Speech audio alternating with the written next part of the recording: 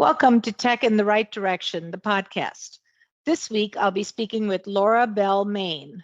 Laura specializes in securing some of Australia and New Zealand's fastest growing organizations. She has over 20 years of experience in software development and information security. It's her mission and passion to bring security into organizations of every shape and size. Laura is the founder and CEO of SafeStack Academy, an online education platform offering flexible, high quality, and people focused secure development training for fast moving companies, with a focus on building security skills, practices, and culture across the entire engineering team. SafeStack is a values driven company on a mission to make cybersecurity accessible to everyone and any organization. Welcome to the show, Laura. I'm so excited to have you on. Thank you so much for having me. This should be a great chat. Yes. And so, Laura, as a woman in tech, can you share with us your career journey and how you got to where you are today? Absolutely. I'd love to say I had one of those pathways that was, I had a plan and I executed, but I really didn't.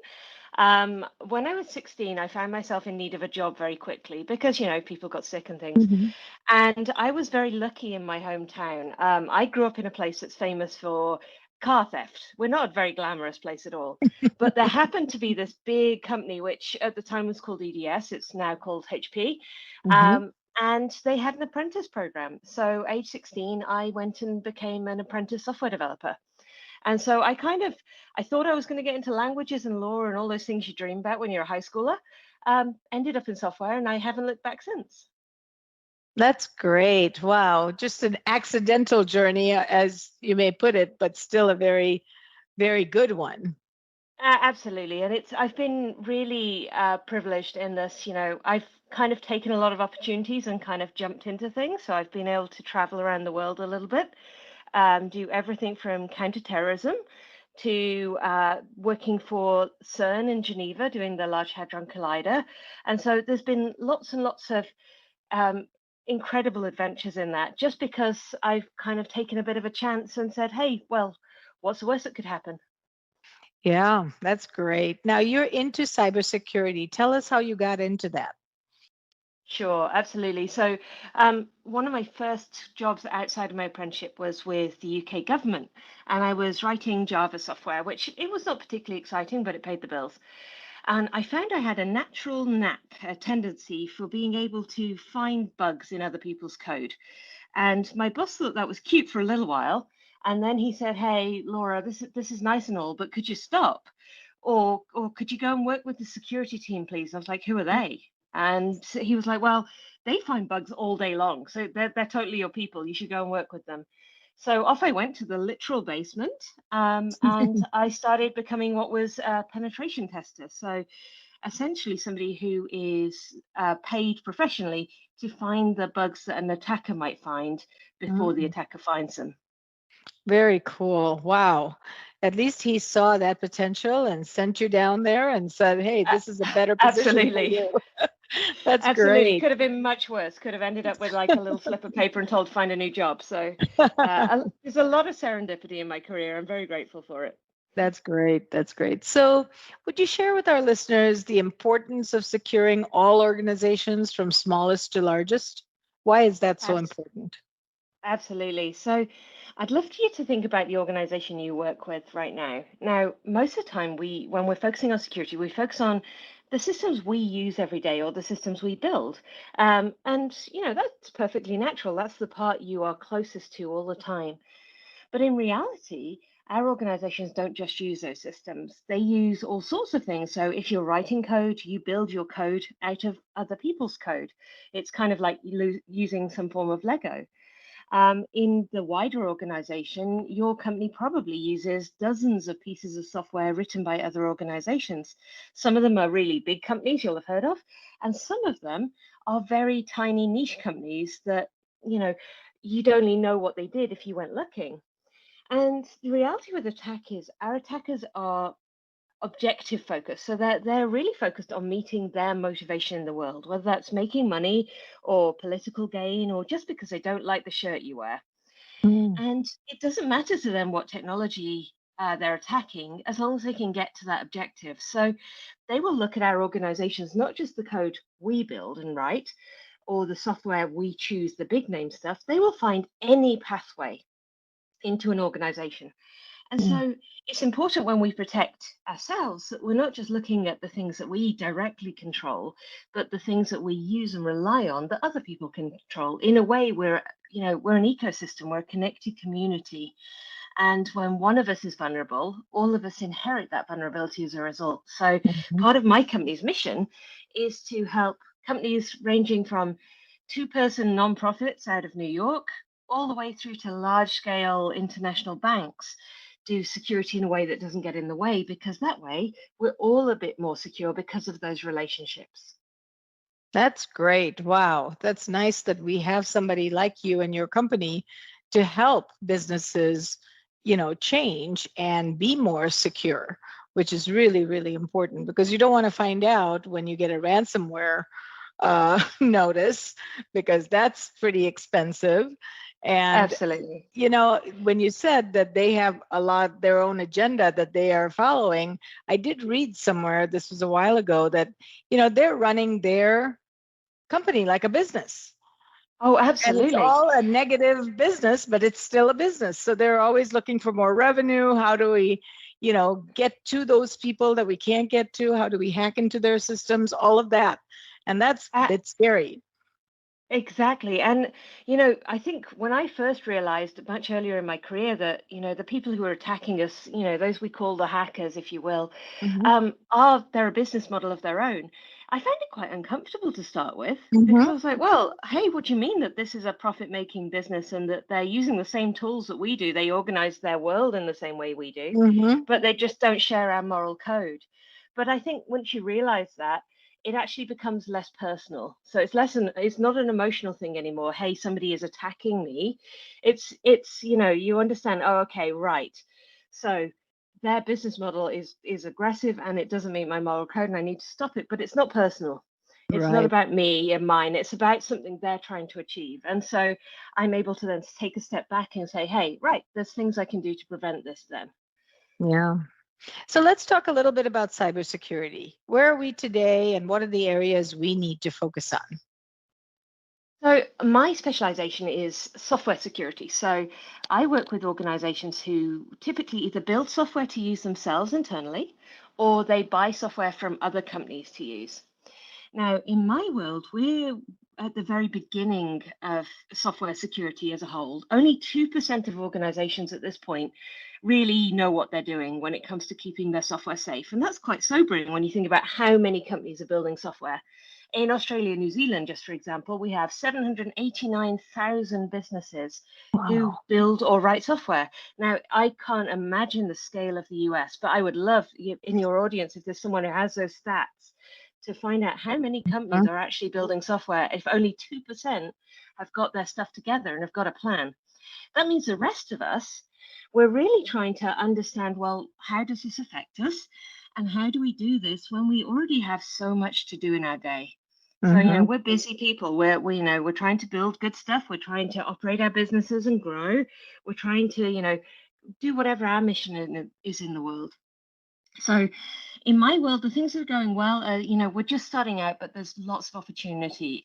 There's lots of things you can do. Even if you just spent 1 hour every 2 weeks on security, if you imagine that by every single software developer out there, so there's 30 million software developers in the world right now, that's a lot of security effort we can do just in 1 hour chunks. Mm-hmm. So that's the stage we're at. So there's lots of tooling, there's lots of things you can do, but the most important thing you can do at all in software security right now is know what your software is built from and kind of start making the list of what things could we be doing better. The gaps you have, we call this security debt, things that we never got around to doing but we know we probably should.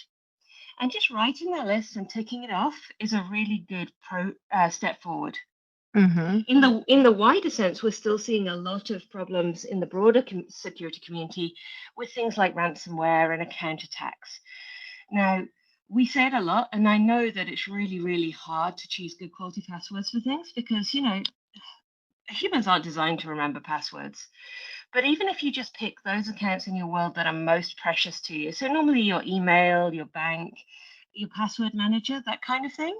Mm-hmm. If you choose a great password for those and turn on multi-factor authentication, so where it's going to send you a code or a Mm-hmm. password via either SMS or via an app, that can put you a long way ahead of the attackers. So Google estimates that 80% of attacks against our software, so things like our email accounts, can be stopped by having long passwords, so greater than 15 characters, and having two-factor authentication turned on.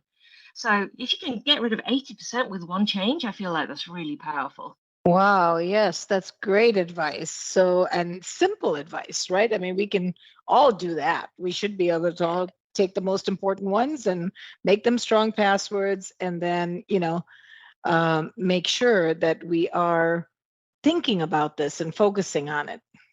Exactly. I think we sometimes get a bit overwhelmed by security. It can feel like this big monster that we can't see or touch or smell that's coming to get us in some unknown way. And it can feel very, very confronting and technical. But the reality is, security has been a problem for as long as there's been people. As long as there's been people, people have wanted to get something from someone else, and they've employed whatever technology was of the time, even if that was throwing rocks at each other to get whatever was of value. And so it's the little simple behaviors that we can each do every day that make us much Mhm. stronger rather than waiting for some big solution that will fix it all. I think that's great. Now, how do you feel about password managers? I like them. I mean, there's a risk to them. I'll come to that in a second. But on a Hmm. personal level, I use them and I use them for my company Hmm. because they get rid of, that habit we all have. I'm a regular human like everyone else. If Hmm. somebody asks me to choose a long, complex password, my brain has that kind of little moment where it goes, "You what now?" It just freezes and goes, "Oh, hang on, I need this to be complex and it needs to be kind of random and it needs to have all these things."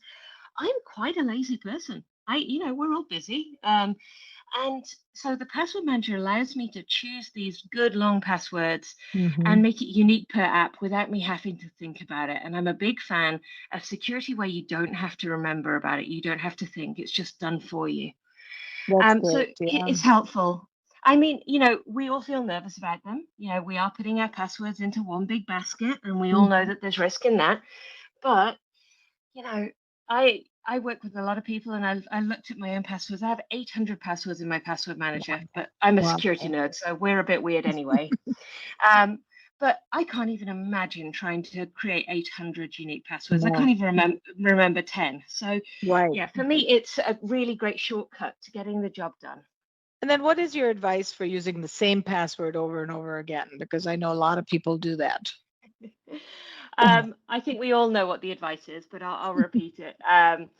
We really shouldn't do it. Now, there's a few things that we do as people, as humans, that we know are bad habits that we should stop doing. So, firstly, we use the same password.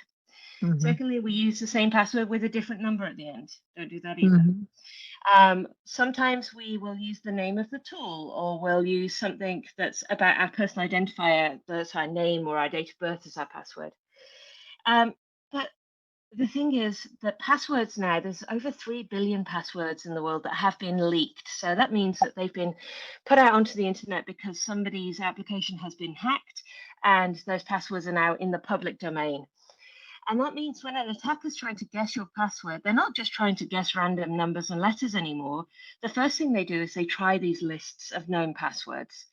And so the longer that you use a password for and the more accounts you use it for, the more likely it is that it's in that list.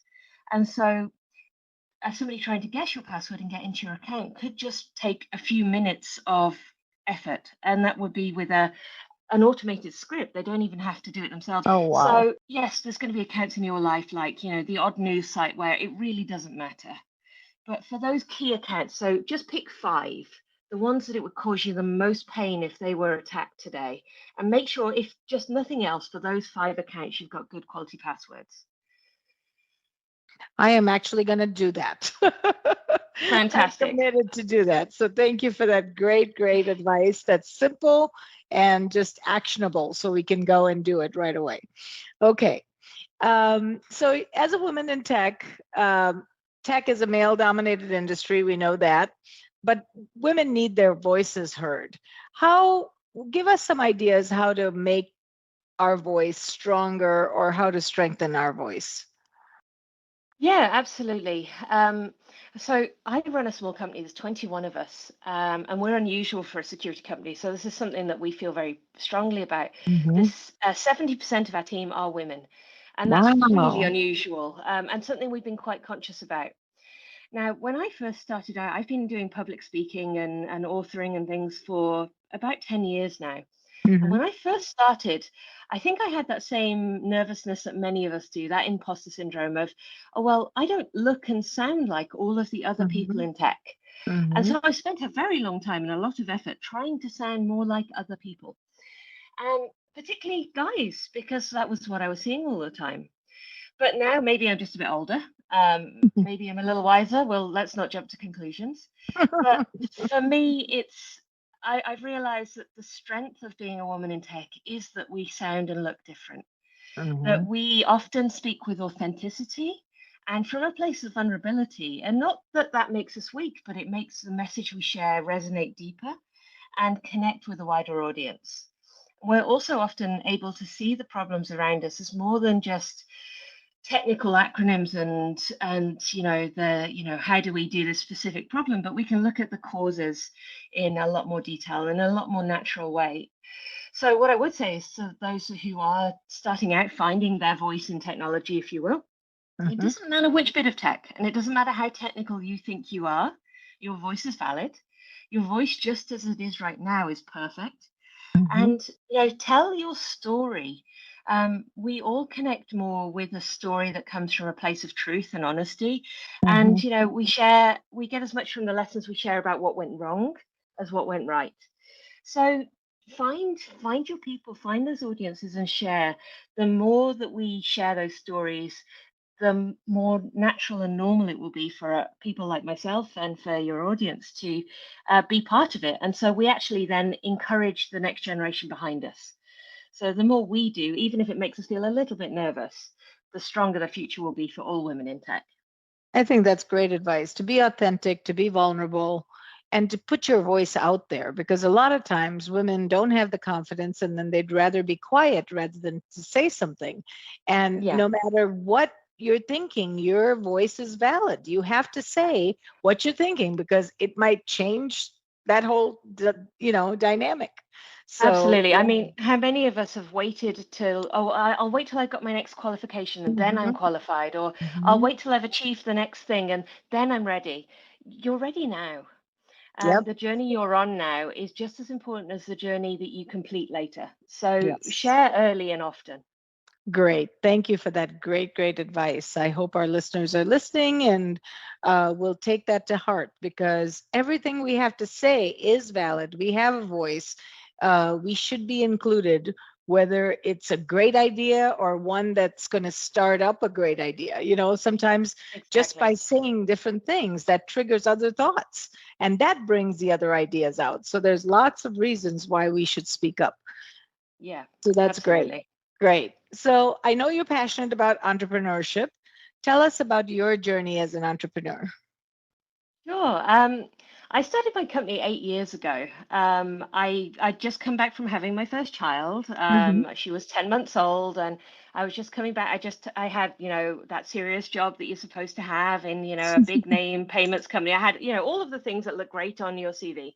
Hmm. Um, but I hated it. I absolutely hated it. And I think maybe there was something about having my daughter that, my tolerance for a bad job just disappeared. I was Hmm. like, no, look, I just cannot spend all of my day doing this.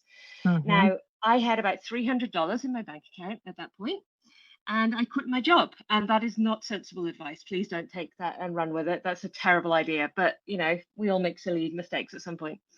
And I decided that the way we did application security, there was some problems with it. It was very slow. And it was kind of the equivalent of walking into an organization saying, hey, your baby is ugly and you should feel bad, and hoping people would then change how they built software. And that's a terrible way to get people to change, because you start from a place of negativity. Hmm. So I started a small consultancy that grew to 11 people, specializing in helping very fast paced companies all around the world do software security with a focus on growth and innovation. Now that led to writing a couple of books and all those kind of nice things. And it was an incredible adventure. But I think it really ramped up in 2020 when COVID hit. Most consultancies, we dropped 94% of our revenue overnight. And so at the time, there were 4 of us in the team, all women, all with kids and pot plants and responsibilities. And we decided, well, we could wait for the COVID lockdowns to blow over and see how it goes and just go back to being consultants, or we could do something bold. And so in the space of 3 months, we turned our consultancy business into a product company. So we're now a SaaS company.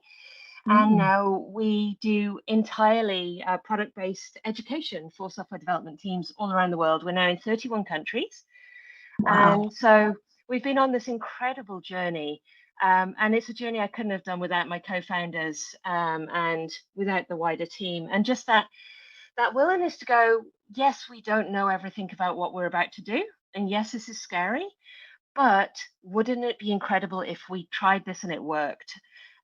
So yeah, it's just been a really amazing adventure in having trust in an amazing group of people around me, being bold between us, and being more prepared to take a chance than look back in 5 years and say, I wish we'd tried that. That is so great. I'm so proud of you. That is amazing. So, innovation, and I know with the pandemic, a lot of companies saw growth due to innovation. And that's what you did. You sat down and said, what else can we do? What can we change to make this a better situation? And, many companies did that, and they've seen a lot of success with that. So, great job. Thank you. It's been a Yeah. lot of fun. I mean, it's Yeah. incredibly hard some days, and some days I Oh, of kind of course. wish for that standard, like, normal job again, but I wouldn't change it for the world. Yeah, 32 years as an entrepreneur for me. So I know ups and downs. Absolutely. And you can't go back. I think once you Nope. really find your groove with being an entrepreneur, it would be very difficult to go and get a normal job again. Yeah, you can't. It's almost impossible. Mindsets are very different, Absolutely. We're fundamentally unemployable, but in the good way. Yes, yes. So we both share a strong passion for growing companies. Tell us some strategies and best practices that maybe our listeners can use if they're in an entrepreneur situation. Yeah. I think for me, the strongest thing that I've done is embrace data as a way to really understand what's working and what's not. Growing a business, particularly in those early stages, can be quite an emotional journey. You're very tightly tied to the thing you're building, and your own identity can be very closely intermingled with it. So much like, they say that, when you have a dog, you end up with a dog that's like you as a dog. Your company is like you as a company. It will take your good bits and it will take your bad bits. And that's a wonderful thing. But for me, data and using data from the business, from all of our processes, has helped me to understand which bits are working objectively. So, as well as having that gut instinct you have as an entrepreneur, but being able to back that up with some data has been really, really useful. And, using automation where it's sensible to do so to get rid of the boring bits has enabled our tiny team to do so much more than we would normally. So, find the boring bits of your company, or the bits that are really kind of repetitive and processy, where you really need to make sure you get it right every time. And then automating that has been so key to doing a good job, but doing it at a scale that we don't need to hire another 50 people to contend with. I think those both are really key pieces in business. When you talked about data, when I first started many, many years ago, it was 1991.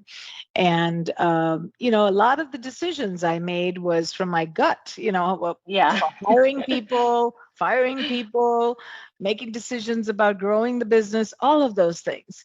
And then a few years into that, I realized that data is king. It is so important, right? So we started looking at data, and it was so powerful for us to make decisions on real information. Who are our customers? What industries do they come from? Where is there any pockets in any states that were doing more business than others? Is there any industries like that? So we could capitalize on it. And it was so powerful. So I think, managing with with data is very, very important. And I love the automation piece because a lot of people get caught up in busy work and they don't think about they're not revenue generating then. And so I Yeah. always tell my team, I'm like, okay, anything you touch needs to be revenue generating. So if you're just doing things just for the motion of doing it, it's not a great idea. And so many of my team have learned that really well. And they're like, no, I'll leave this for later, or we'll Mhm. find a way to automate it, right? So that's Absolutely. great. And the other side effect of that, as a founder, one of the things we're terrible to doing when we're entrepreneurs is taking a break from our business, like taking Yes. some holiday, taking some leave. And automation in the right places really enables that. It means that Mhm. I know that those basics are going to happen while I'm away, that I can go and spend time with my girls, and that the wheels aren't going to fall off. It might not Right. be exactly the same as if I'm there, but it's a big weight off my mind. So it's kind of like creating a robot, Laura. Yes, yes, I love that. I love that because automation does the same things over and over again, the same exact way, whereas people sometimes don't. And so Yeah. you can lose a lot of that accuracy if you don't have automation. So I think Mhm. it's really, really important. Well said. Well said. All right, we're going to take a little detour because this is a selfish question on my part because I'm always looking to add to my bucket list. So, what is the most favorite place that you've traveled to and why? So I have a really biased answer on this one. So you will tell from my accent, I'm not originally from New Zealand, but I live in New Zealand now, in a Oh, beautiful okay. place in the very top of the North Island. Um, but I was born in England. I came to New Zealand and I was like, I'm going to stay here for 6 weeks and having a bit of an adventure. And that was Mhm. 12 years ago. Oh I my feel like I've gosh. stumbled into the most beautiful place I can imagine. So, Oh, and I um, have not been there, so it's going on my list. yeah, it's like visiting a geography textbook. We have subtropical areas, we have places with glaciers and fjords and lakes. We have the biggest volcanic craters on Earth that have turned into some of the most beautiful lakes. So, yeah, Wow. it is a truly lovely place to visit. So, yeah, I'm a little biased, but yeah, you should totally come down to Middle Earth because we love it down here. I would. Yes, I will definitely add it to my list. New Zealand is on my list now. So, in closing, Laura, what advice would you give to a woman considering a career in the tech industry? I would say find what you're passionate about. Don't worry if it looks like anyone else's passion, it just has to be yours, and then follow that. And Mhm. don't be afraid of changing your mind. So, one of the most important things I try and keep in mind is the sunk cost fallacy. The idea that if just because you've spent, $1,000 on something or 10 hours or whatever, it doesn't mean you need to add a little bit more just because you're certain it will work out. It may well be that it won't work out and adding more time or money won't help. So find your passion and do experimentation. So is there something here? Can I try this? Can this idea work? And if it works out, that's cool, run with it. If it isn't working, be mindful of that sunk cost and go, okay, is it close to working or is it just let's try something new? And the more experimental you are in those early stages, the tighter the idea is going to get, and the more likely you are to find one that can really scale and really make you happy as you pursue your entrepreneur career. That's great advice. Passion drives people, and it doesn't feel like work when you have passion for what you're doing. I have a lot of passion for what I do, and for 32 years, it has never felt like work. It was a joy to get up in the morning and go into work. So That's fantastic. definitely, yeah, definitely have to have passion. And then you have to experiment and you have to fail in order for you to succeed. There are no paths that somebody just went to full succession without having any steps in the middle that, kind of challenge them. So I think that's really, really important. We crawl before we walk, before we run, same idea. Absolutely. No, that's great, great advice. Laura, this was such a pleasure and an honor to have you on the show. Can you share with our listeners how they can get a hold of you? Absolutely. We're on a bit of a mission, and I would love to share this with your listeners. Sure. So, Yes. we are giving away free, no credit cards, no tricks, no gimmicks, free secure development education to any organization worldwide who would benefit from it. So you can come and take courses, do some qualifications, and start securing whatever software you're building or using with no tricks. And that for me that's my reason for being. I want to That's make sure that we huge. create this team of 30 million developers. Now, that also includes basic security awareness training. So if you want to train your wider team. Now, you can find that online. Like I said, no credit card needed at safestack.io. And you can just sign up and get stuck in. And so I would also then welcome any stories. So if any of your listeners do sign up and, they come and learn something, share your stories, share what you've learned, share what you're doing, because the more visible we are with security, the better.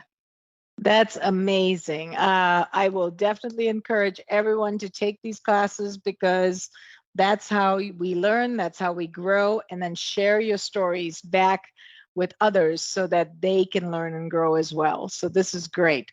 Thank you so much, Laura. It was such a pleasure and an honor to have you. Thank you so much for having me. Thank you for listening to Tech in the Right Direction. Please take a minute to subscribe or follow so that you never miss an episode. Also, don't forget to like, share, and comment. Thank you. See you next week.